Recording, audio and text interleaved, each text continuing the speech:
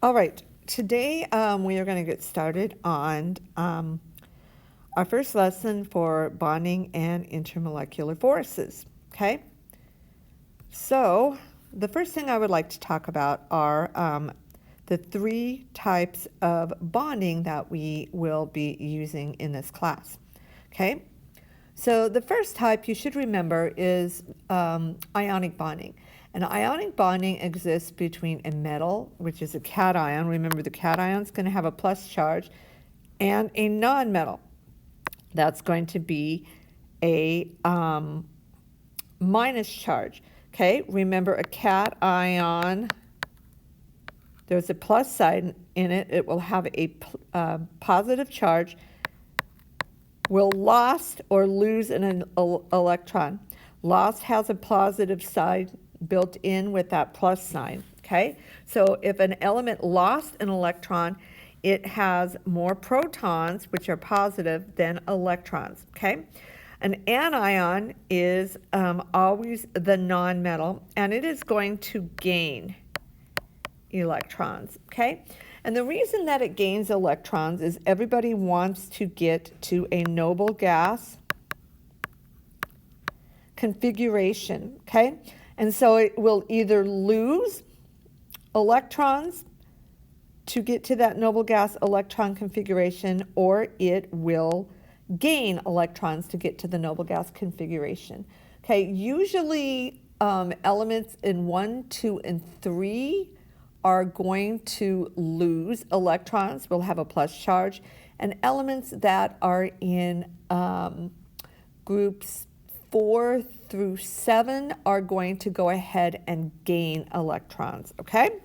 So something to remember about ionic substances are most are a crystalline solid at room temperature. And you should remember that a crystalline solid is going to have it's going to be a series of positive and my drawing's not very good. Okay, and it's going to alternate. It's going to form a little structure. The larger are going to be the cation, and the smaller are going to be an anion. And it's going to just form a nice little structure like that, okay? The strength of these bonds are what is going to be calculated with a lattice energy, okay? So the little structure that it makes is called a crystal lattice, okay? And the lattice energy is the amount of energy that is released when 1 mole of cations and 1 mole of anions are broken apart. We haven't talked about a mole yet, but a mole is just a measurement that we use in chemistry to measure things, okay?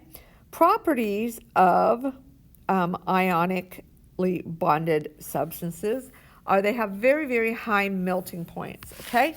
So I want you to think of salt when you think of ionic substances. Salt, if you throw it in a frying pan on the heat with no oil, no moisture in there and all, it's just going to sit there. It takes a lot of heat to go ahead and melt it.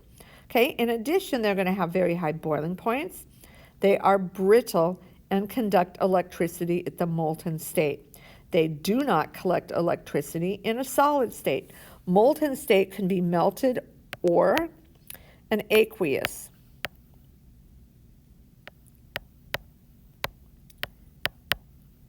Which means mixed with water.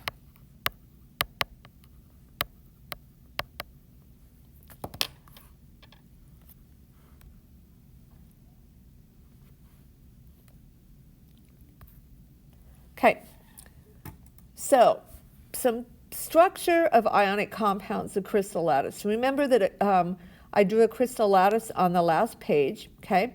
That is what ionic compounds are formed in. Remember, it's going to be a plus charge, minus charge. It's going to be alternating. That would be a minus charge. That would be a plus. That's going to be big. That's going to be little. That'll be little.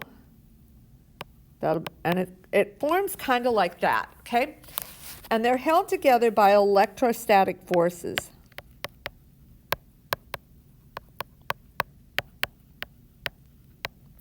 Which just means that positive and negative are attracted to each other. Okay? And it's kind of like a magnet, and it holds that bad boy together. Okay? So the amount of energy released when an ionic compound is broken is a measure of how stable the compound is.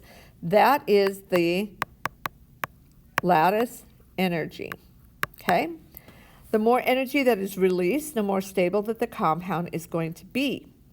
One formula unit is the most simple ratio of cations to anions in order to make a molecule.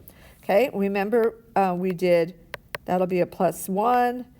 The chlorine would be a -1. We're going to circle the number, crisscross, and you end up with NaCl.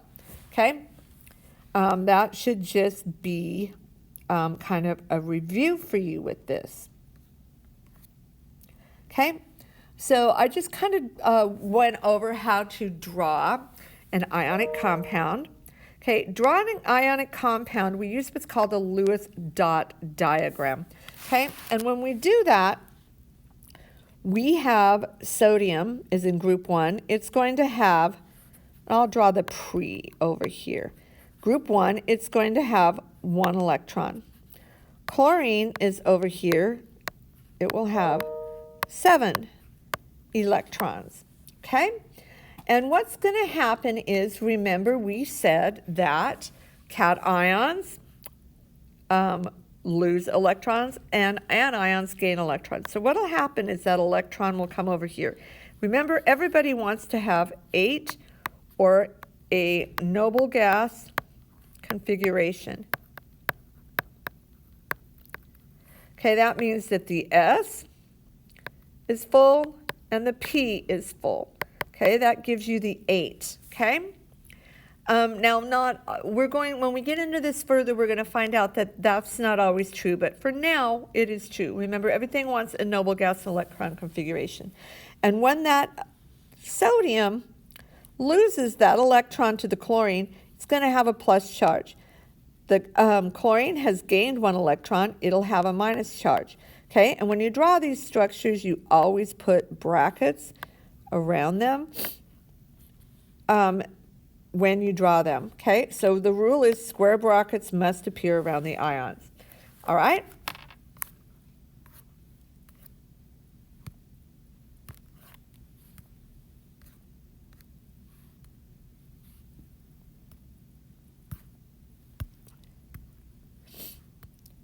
All right, metallic bonding. Hey, we talked about metallic bonding before we left for Christmas break as well. Okay, metallic bonding is bonding between metal atoms resulting from the net ionic attraction of metallic ions to delocalized electrons known as the C electrons. Okay, remember, these are going to be mostly transition metals. Okay, and remember there's going to be a plus charge, and then there's just going to be little electrons swimming around all over. The electrons do not belong to any one large or one atom them in itself, okay? They are shared unequally and they just kind of swim around, okay? So the valence electrons will overlap, forming a C. Properties of metal or metallic bonding, of course, are malleable. That means pound flat. Think of aluminum foil. The ductile means ability to be drawn into wires. Okay, they are good conductors of electricity. Okay, the wiring that we use for most homes is going to be copper wire, or they used to use. If you look at your iPhone charger when it falls apart, it is going to be made of copper. Okay. All right, this shows you a picture of what metallic bonding looks like. There's a fixed metal ion, that'll be the positive part. There, and then the electrons are delocalized, and they just kind of swim all over the place, okay? So that's pretty easy peasy lemon squeezy. All right, covalent bonding.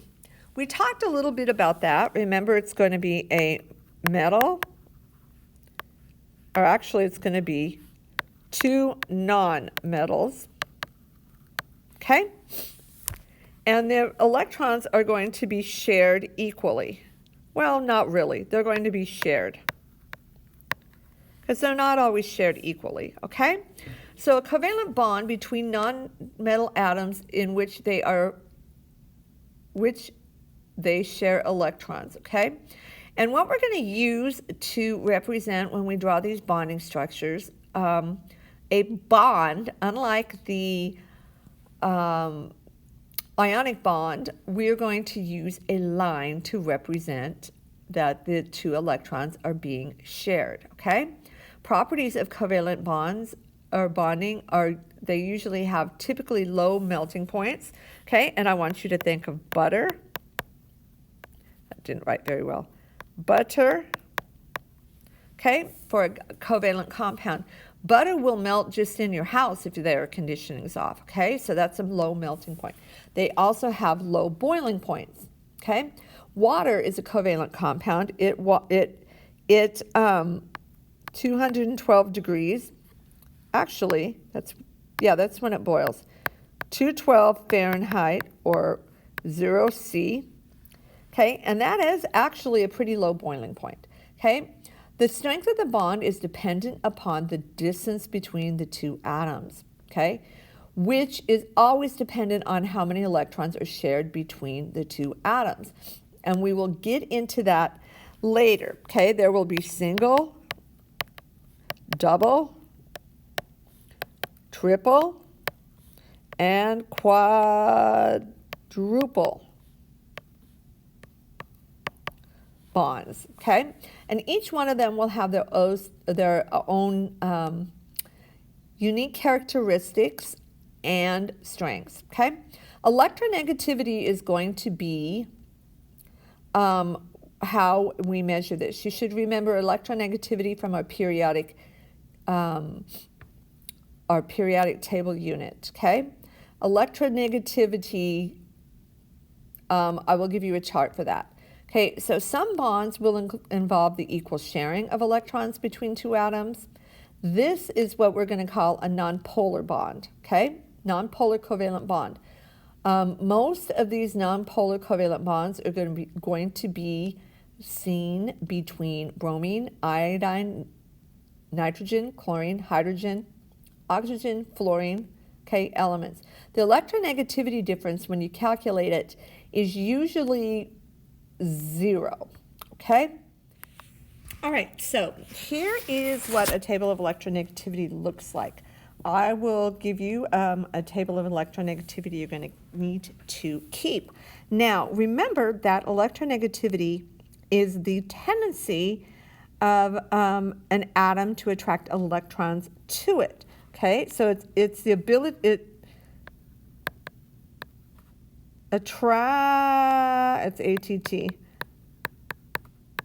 electrons to itself, okay? So if you notice, the higher electronegative atoms are over here, and they are the nonmetals, okay? So remember, nonmetals are going to have your higher values. It increases as you go across the periodic table and decreases as you go down, okay? So when we look at bonding, these are the differences that we are going to look at for a criteria, okay? So less than 0.3 is going to be nonpolar, okay? 0.3 to 1.7 is going to be polar. Greater than 1.7 is going to be an ionic bond, okay? Usually, I think in AP they want it to be anything below 0, but we're going to use these values here, okay? All right, so Lewis dot diagrams, we talked about them. We did a little bit before we went on vacation. Lewis dot diagrams are a way to represent, it represents the valence electrons. Okay? And so if you notice, everything in group 1 is going to have 1 dot. Everything in group 2 is going to have 2. Everything in group 3, because we have 3 valence electrons, 4, 5, 6, 7, and 8. Okay, hydrogen and helium will only have 1 and 2. Okay, helium only has 2. It cannot have 8 because it only has 2 electrons to start out with. Okay, and there is a way that we represent these. I do it a little bit different than everybody else. I go clockwise, and I start at 12 o'clock. So when I'm just going to draw for element X. Okay, if it has 1, I put it on the top. If it has 2, I start top, and then at 3 o'clock, if it has 3, okay, I'll put it there. If there are 4, I draw them 1, 2, 3, 4. Then double them up. There's 5, 6, 7, and 8. There's a reason that I do that, and when we start drawing bonding structures, it's not, you'll figure out the more you draw them, if you need to kind of vary how you draw them, okay? So Lewis dot diagrams are a representation of the number of valence electrons. Remember, valence electrons are equal to the group number. Okay? Valence electrons are drawn as dots. Start clockwise around the element symbol, like how I did, okay? And I always start at the top and draw them. All right, so when we draw Lewis dot structures, okay, there's a way. So when we are drawing bonding structures, there are quite a few ways to do it. I do it a certain way. You will not find other people's doing it this way. This is my own kind of method, but it is hard to get it's hard to get it wrong if you do it the way that I do it. If you don't pay attention in class or you go to somebody else to try to teach you, they will not use this method, and it's probably going to be confusing for you. But I use a method that is kind of based on honk 1, 2, 3, 4. Okay? And what honk 1, 2, 3, 4, I'll write it here. Okay? Hydrogen wants to form 1 bond. Oxygen wants to form 2. Nitrogen wants to form 3 bonds. And carbon wants to bond 4 times. Okay? So the method that I use to go along with honk to help me out a little bit is this method, okay? First thing we're going to do is we're going to count the total of valence electrons, okay? If you have a polyatomic ion, you need to either subtract or add ions depending on the charge. Now remember, a polyatomic ion is a group of covalently bonded atoms that has an extra charge.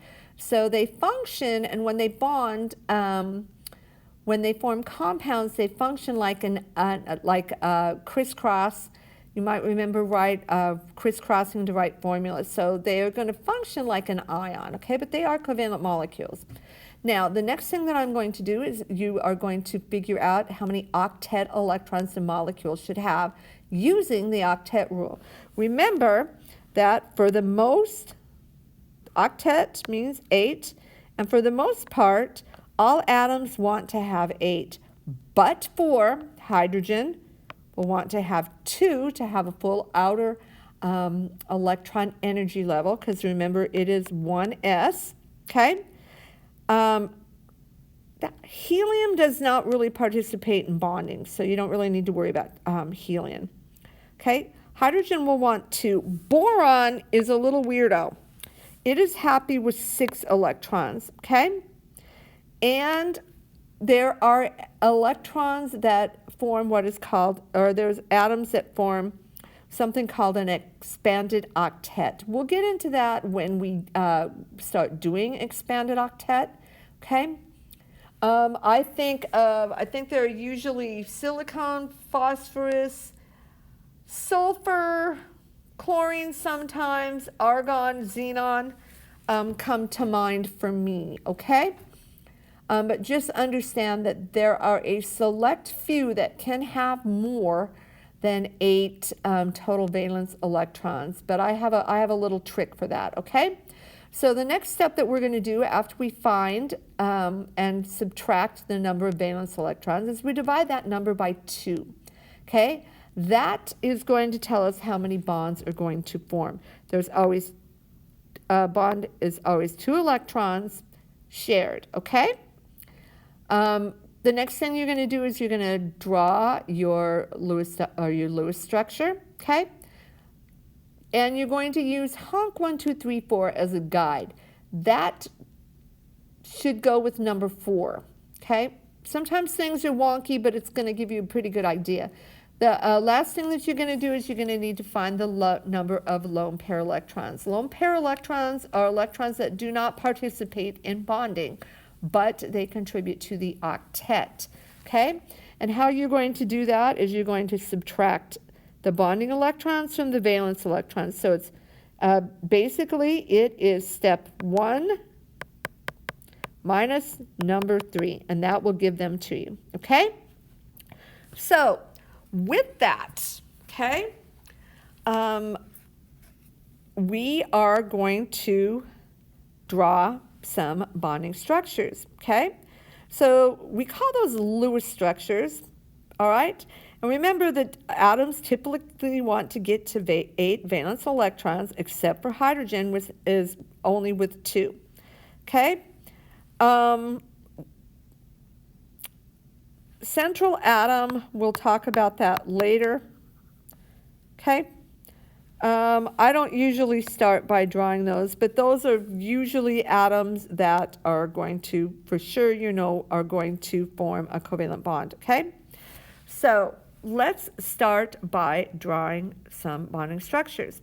Okay, so the first one that I gave you to, that I'm going to illustrate for you is H2. That is a diatomic molecule. It's hydrogen gas. Okay, so let's use my guide that I gave you. Number 1, you're going to count the number of valence electrons. Okay, and I write it out because you're not always going to have just one an atom that is the same thing. Hydrogen has 1 valence electron. There's 2 of them. So you will have 2 valence electrons total for this molecule. Okay, octet. Okay, octet, remember, is what they need to have a full outer energy level.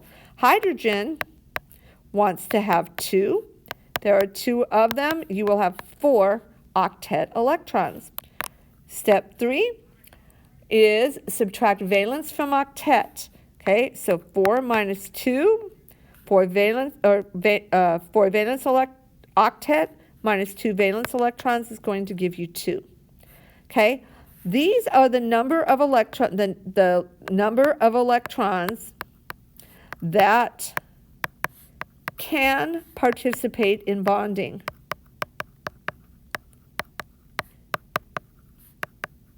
Okay? Now, step 4, how many bonds are we going to form? Okay, so how you divide the number of bonding electrons by 2. We have 2 bonding electrons divided by 2 equals 1. There should be 1 bond that goes along with honk, okay? So we are right. We should be right. I'm going to draw an H here. I'm going to draw an H here, okay? And I'm going to put 1 bond between them, all right? Lone electrons. All right. For lone electrons, it is step 1 minus step 3. Okay, or you subtract the bonding electrons from the valence electrons. Okay, so step 1 minus step 3. Valence is 2, bonding, you will have no lone pairs.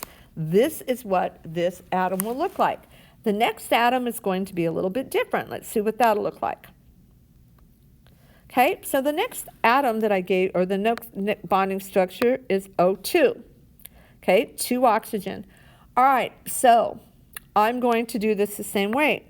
I'm going to count the number of valence electrons. Okay, I have oxygen equals, there are 6, there are 2 of them, that will equal 12. Okay, 2, I'm going to figure out how many octet electrons this molecule is going to have. Okay, oxygen wants to have 8 octet electrons. There are 2 of them. That will equal 16. Step 3 tells us how many electrons that we will have available to bond. Okay, so you subtract the octet, take the octet, subtract the valence, and you get 4. Okay, step 4 is going to tell us how many bonds we're going to form. Out of those 4 that are available to bond, how many bonds are we going to have? 4 divided by 2. Remember, you divide everything by 2 in this step because there has to be 2 electrons per a bond. We should have 2 bonds with this electron. Hank tells us that oxygen prefers 2 bonds, so this should be right. I'm going to draw an oxygen here. I'm going to draw an oxygen here. I'm going to draw 1 bond, 2 bond. Okay, remember that this equals a sharing of those 2 electrons. So you can draw the dots if you want. Sometimes I will do that when I draw bonding structures, but it's always a line will indicate that. All right, step 6, I need to figure out how many lone pairs that we have. Okay, and how we do that is you subtract bonding electrons from valence electrons. So it is step 1 minus step 3. Step 1 total is 12 minus 4 equals 8. There will be 8 lone electrons on there, okay? So I'm going to put 2.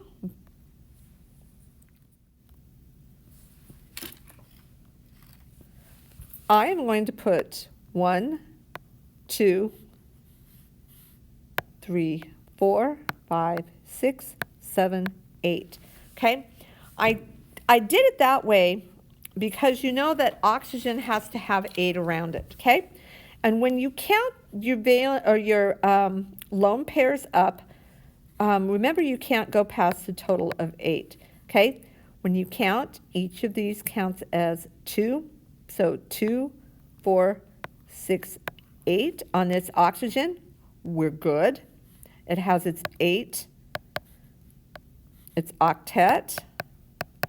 Okay, we have 2, 4 for the 2 middle ones, 6, 8. This oxygen also has 8 for its octet.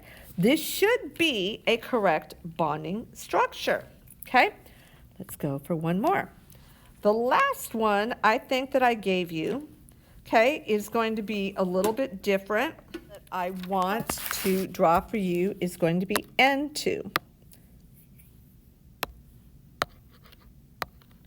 Okay, so step 1, I do it the same way every time. Figure out how many valence electrons. N equals 5 times 2 equals 10. Octet, nitrogen wants to have 8 times 2 equals 16. How many bonding electrons will we have? Okay, we are going to take 16, step 1, minus step 2. Okay, these are the number that can bond, remember?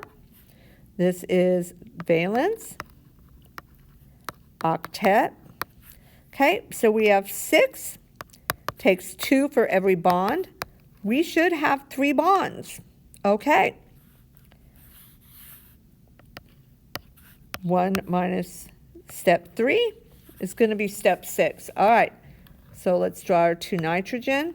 We know there will be 3 bonds. 1, 2, 3. How many lone pairs or lone electrons are we going to have? Step 1 is 10 minus 6 that can bond. We have a total of 10 valence minus 6 that are going to participate in bonding is going to give us a grand total of 4. Now, remember, when you place these electrons, keep in mind that each one of these atoms can only have 8. Okay, first nitrogen, I'm going to put 1 there and 1 there. 1, 2, 3 bonds between the 2. So there's 2, 4, 6, 8 for this electron. 2, 4, 6, 8 for the second nitrogen. So this is completely correct. Okay? So that will be how we go about drawing these bonding structures. Easy peasy lemon squeezy if you do it my way. Okay, so there are more than one way to draw bonding structures. The ones that I gave you are pretty easy because it's only 2 atoms. Okay? So when we have more than one way to draw a bonding structure, it's called resonance. They have resonance. Okay? So resonance is bonding between atoms that can not be represented only one way. Okay? The Lewis structure cannot be represented one way by a Lewis structure because there is more than one way to draw the structure. When we have SO3 here, okay, you can double. When we get a little more complicated, you'll see this, but you can see that there can be a double bond here with this oxygen. There could be a double bond here, or there could be a double bond here. Okay, so resonance structures show us the other ways to draw a Lewis structure. So if an atom has resonance, just know that it can be drawn more than one way. Now, we will get into how you know which is the best structure. That's coming up. It's called formal charge. Okay? So, coordinate covalent bond. Okay, coordinate covalent bonds. Sometimes an atom will contribute more electrons for the bond than the other atom. Where we have that, it is called a coordinate covalent bond. Okay, it's where one atom contributes both of their electrons for a bond. One of the most common examples is CO. Okay, we kind of take care of this step, and it's not so much a guessing game because we use my method. Okay, and we automatically know usually know how many bonds that we're going to form. Okay, so notice here that the correct structure for this, and when you start calculating formal charge, will be a triple bond in between. Okay, carbon only has 4 electrons. There's 6 electrons in between them. That means that oxygen has contributed 6 electrons to this bond. Okay?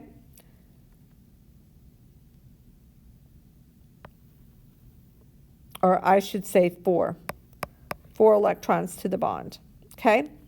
Got it? All right. All right, so this kind of shows you another example of a coordinate covalent bond. Okay? Isomers. Isomers are chemical compounds with the same structure or formula, but different structures. Okay? So butane can be drawn more than one way. Okay? It can be drawn like this structure here, or it can be drawn here. These are called isomers. You don't really need to know that, but okay, because they are different.